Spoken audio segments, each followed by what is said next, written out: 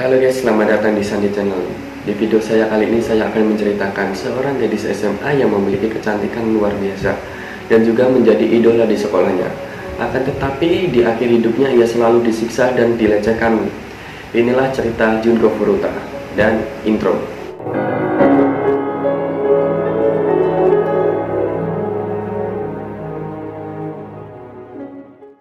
Junko Furuta, gadis asal Misato, Prefektur Saitama, adalah gadis yang cantik karena ia menjadi sangat populer di sekolah SMA Yashino Minami. Namun menjadi populer tak selalu enak selamanya. Furuta banyak mendapat pandangan iri dari teman-teman sekolahnya, tapi itu tidak seberapa. Ternyata kepopulerannya mengantarkan menjadi korban penculikan, penyiksaan, pemerkosaan, dan pembunuhan oleh remaja laki-laki yang memiliki koneksi dengan Yakuza. Kasus ini terjadi pada akhir 1980-an, dikenal dengan kasus pembunuhan gadis SMA terbungkus beton. Disebut demikian karena tubuh Furuta ditemukan dalam sebuah drum yang berisi ratusan liter semen. Furuta lahir pada tanggal 22 November 1971. Ia tinggal bersama orang tua, kakak, dan adik laki-lakinya. Seperti siswi SMA di Jepang pada umumnya, Furuta melakukan kerja paruh waktu hingga petang usai pulang sekolah. Awal kenaasannya dimulai ketika seorang lelaki bernama Hiroshi Miyano yang punya reputasi sebagai tukang bully dan memiliki koneksi dengan Yakuza tertarik pada kecantikannya. Biasanya Miyano dan kawan-kawan menyukai perempuan yang nakal, suka minum alkohol, merokok, dan pakai narkoba seperti yang mereka lakukan. Justru anak baik-baik seperti Furuta akan direndahkan oleh geng seperti itu. Namun suatu hari Miyano membuat pengecualian. Ia tertarik pada paras Furuta. Miyano menyatakan cinta, namun Furuta menolak dengan alasan ia sedang tak berminat pacaran. Gadis mana yang suka sama lelaki seperti Miyano ini, yang suka minum-minuman, narkoba, dan juga main perempuan? Sehingga penolakan dari Furuta membuat Miyano marah besar. Kehidupan bagai neraka yang dialami Furuta pun dimulai. Malam hari pada pukul 8.30 tanggal 25 November 1988, Furuta pulang dari pekerjaan paruh waktunya dengan menaiki sepeda. Sayangnya saat itu Miyano dan Nobuharu Minato, kawannya, sedang berkeliaran di Misato untuk merampok dan memperkosa wanita lokal. Mereka kemudian melihat Furuta yang mengendarai sepeda. Atas perintah Miyano, Minato menendang sepeda Furuta hingga Furuta terjatuh. Minato lalu kabur sementara Miyano berpura-pura baru datang dan menawarkan diri untuk mengantarkan Furuta pulang. Wah, ini ternyata Miyano dan Minato memang sudah bersekongkol untuk menjebak Furuta ya. Furuta tak menolak, namun ternyata ia diarahkan ke sebuah gudang bekas yang tak jauh dari lokasi jatuhnya sepeda. Miyano mulai melancarkan ancaman dan memamerkan kekuasaan dengan menyinggung koneksi dengan Yakuza. Oleh Miyano, Furuta kemudian dibawa ke hotel dan menghubungi dua orang temannya, Jo Ogura dan Yasushi Watanabe. Minato menyusul dan keempatnya membawa Furuta ke rumah orang tua Minato di distrik Ayase Adachi. Miyano dan ketiga kawannya punya rekam jejak pemerkosaan terhadap perempuan secara beramai-ramai. Para lelaki itu mengatakan pada Furuta bahwa mereka tahu di mana Furuta tinggal dari buku catatan yang ada di tasnya dan mengancam bahwa Yakuza akan membunuh keluarganya jika dia berusaha kabur. Jadi Miyano dan kawan-kawannya ini berusaha untuk membungkam mulut Furuta agar supaya dia tidak bisa kabur dan lapor ke polisi ya. Pada tanggal 27 November, orang tua Furuta mengontak pihak kepolisian karena anaknya tak kunjung pulang. Tak lama berselang, ada telepon dari Furuta.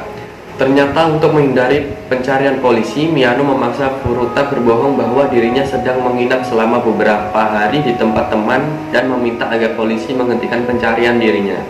Sementara di rumah Minato, orang tua Minato tak curiga karena Furuta dipaksa untuk mengaku sebagai pacar dari salah satu penculik tersebut. Meski tak sepenuhnya percaya, keluarga Minato memilih untuk diam sebab takut dengan Yakuza kenalan Minato. Wah, ini orang tua Minato aja takut kepada Minato karena ada koneksi dengan Yakuza ya, apalagi yang lain. Minato juga adalah remaja yang suka bersikap kasar kepada orang tuanya. Wah, calon penghuni neraka ini. Di rumah itulah Selama kurang lebih 40 hari ke depan, Furuta berkali-kali mendapat penyiksaan yang tingkat kekejamannya melewati logika kemanusiaan. Bukan hanya itu, oleh keempat laki-laki itu, tapi teman-teman Yakuza-nya sering diundang untuk turut menyiksa Furuta. Keempat orang ini juga mengundang teman-temannya untuk ikut menyiksa Furuta. Menurut laporan persidangan kasus ini, Furuta diperkosa sebanyak lebih dari 400 kali secara bergilir oleh para lelaki itu dan juga komplotan Yakuzanya. Gadis paling populer di sekolah itu bahkan juga dijadikan sasaran kekerasan fisik. Seringkali ia dipukuli juga. Tubuhnya digantung di atas plafon dan diperlakukan seperti karung tinju, dan tak jarang perutnya dihantam barbel. Oleh para lelaki keji itu, Furuta dibuat kelaparan sampai ia dipaksa memakan kecoa hidup dan meminum urinnya sendiri. Tidak puas untuk dipukuli, dia juga disuruh untuk memakan kecoa dan meminum air urinnya sendiri. Beberapa bagian tubuh Furuta juga ikut dibakar dengan menggunakan lilin panas, rokok, dan juga korek api. Bahkan beberapa bagian tubuhnya dimutilasi atau ditusuk dengan jarum jahit. Kurang lebih 16 hari penyekapan Furuta, ada seorang pria yang diintimidasi oleh para pelaku untuk melakukan pemerkosaan kepada Furuta.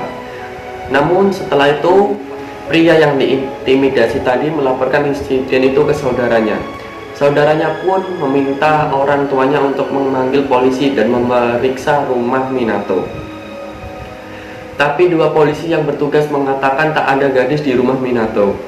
Kedua polisi itu ternyata tak memeriksa isi rumah dengan keyakinan bahwa undangan pemeriksaan itu sendiri sudah cukup membuktikan bahwa tak ada gadis di rumah Minato.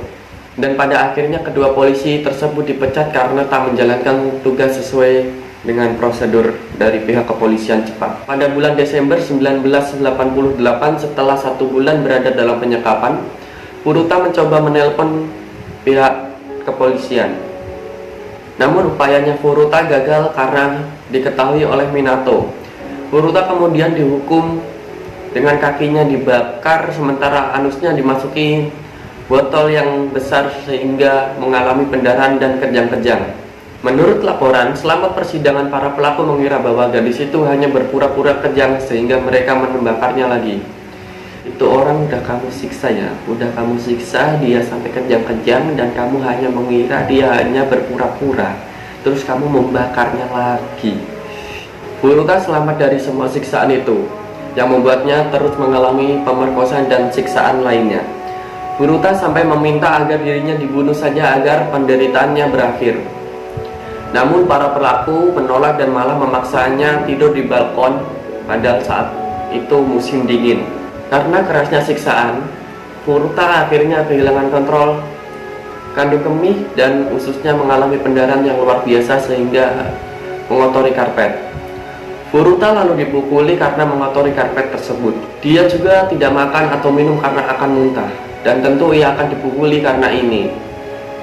Jadi kalau Furuta ini muntah atau mengotori area rumah tersebut, pasti dia akan mengalami siksaan. Entah itu dipukulin, dibakar, dan lain-lainnya. Memasuki Januari, penyiksaan demi penyiksaan membuat kondisi fisik Furuta berubah. Wajahnya membengkak dan luka-luka di sekujur tubuhnya mulai membusuk dan menghasilkan bau tak sedap. Para pelaku kehilangan nafsu bejatnya dan sempat mencari korban lain untuk diperkosa, meski tidak disekap seperti Furuta. Pada tanggal 4 Januari 1989, para pelaku melakukan siksaan kepada Furuta. Mereka memukuli Furuta dengan barbel, menendang dan meninju, dan meletakkan 2 lilin pendek di kelopak matanya sehingga membakar mata Furuta. Mereka memposisikan Furuta untuk berdiri dan memukul kakinya dengan tongkat. Akan tetapi Furuta pada titik ini dia terjatuh. Pendarahan yang dialami Furuta sangat deras dan juga muncul nanah di bekas luka bakar yang dialami Furuta. Keempat anak tersebut terus-terusan memukuli Furuta dan akhirnya menuangkan cairan ke paha, lengan, wajah, dan perutnya, dan sekali lagi membakarnya. Furuta diduga melakukan upaya untuk memadamkan api. Akan tetapi, lambat laun tubuhnya menjadi lemah, tak berdaya. Furuta akhirnya meninggal setelah serangan yang berlangsung selama 2 jam pada hari itu. Karena takut tertangkap oleh polisi, para pelaku kemudian membungkus tubuh Furuta dengan selimut dan menempatkannya di drum bervolume 208 liter dan mengisinya dengan semen basah. Pada pukul 8 malam, mereka membawa drum ke sebuah daerah bernama Koto di Tokyo, kemudian membuangnya ke dalam truk semen. Beberapa pelaku ditangkap pada akhir Januari 1989 atas kasus pemerkosaan gadis lain. Pada tanggal 29 Maret setelah diinterogasi lebih lanjut, mereka mengakui kejahatan yang mereka lakukan terhadap Furuta dan menyeret pelaku lainnya. Drum yang berisi tubuh Furuta ditemukan keesokan harinya pada tanggal 30 Maret 1989. Tak lama berselang, pengadilan atas kasus ini dimulai dengan mendatangkan seluruh pelaku, namun vonis terhadap pelaku dirasa tidak adil dalam pandangan masyarakat Jepang. Yang paling ringan adalah hukuman penjara 7 tahun, sementara terberat 20 tahun.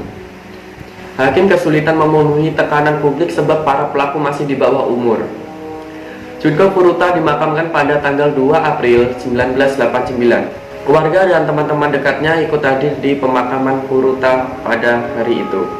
Sampai-sampai kisah tragis Junko Furuta, gadis yang paling cantik di sekolahnya, abadi dalam karya novel, film, hingga lagu.